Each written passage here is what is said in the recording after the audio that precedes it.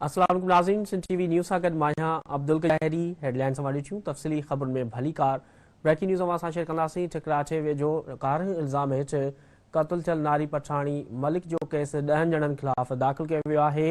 FIR में मक़तूल नारी जे पीउ भाइरनि समेत 10 ॼणनि खे नामज़द कयो वियो आहे। ब्रेकिंग न्यूज़ असां शेयर कंदासीं। ठिकराचे वेझो कार इल्ज़ाम हेठि क़तल थियल नारी पठाणी मलिक जो केस 10 ॼणनि ख़िलाफ़ दाख़िल कयो वियो आहे। FIR में मक़तूल नारी जे पीउ ऐं भाइरनि समेत 10 ॼणनि खे नामज़द कयो वियो आहे। ब्रेकिंग न्यूज़ असां शेयर कंदासीं। ठिकराचे वेझो कार इल्ज़ाम हेठि क़तल थियल नारी पठाणी मलिक जो केस 10 ॼणनि ख़िलाफ़ दाख़िल कयो वियो आहे। FIR में मक़तूल नारी जे पीउ ऐं भाइरनि समेत 10 ॼणनि खे नामज़द कयो वियो आहे। ब्रेकिंग न्यूज़ असां शेयर कंदासीं। ठिकराचे वेझो कार इल्ज़ाम हेठि क़तल थियल नारी पठाणी मलिक जो केस 10 ॼणनि ख़िलाफ़ दाख़िल कयो वियो आहे।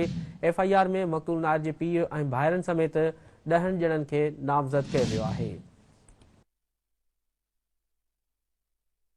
ब्रेकिंग न्यूज़ असां शेयर कंदासीं। ठिकराचे वेझो कार इल्ज़ाम हेठि क़तल थियल नारी पठाणी मलिक जो केस 10 ॼणनि ख़िलाफ़ दाख़िल कयो वियो आहे। FIR में मक़तूल नारी जे पीउ ऐं भाइरनि समेत 10 ॼणनि खे नामज़द कयो वियो आहे। तफ़सील मालूम कंदासीं। टेलीफोन ते मौजूदु आहे मजीद महर। जी मजीद, ठिकराचे वेझो कार इल्ज़ाम हेठि क़तल थियल नारी पठाणी मलिक जो केस 10 ॼणनि ख़िलाफ़ दाख़िल कयो वियो आहे। वधीक कहिड़ा तफ़सील आहिनि अवां आगाह कजो।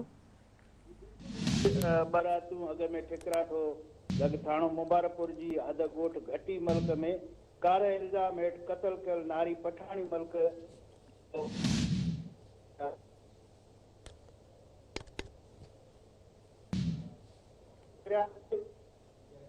क़तल जो केस नंबर 45/2023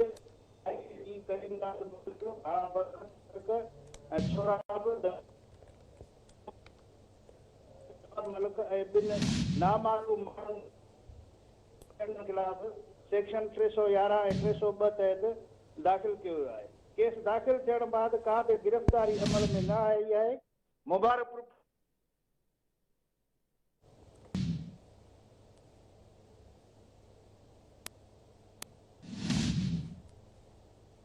जी ठीकु आहे मजीद महर, तफ़सील ॾियण लाइ वॾी महिरबानी।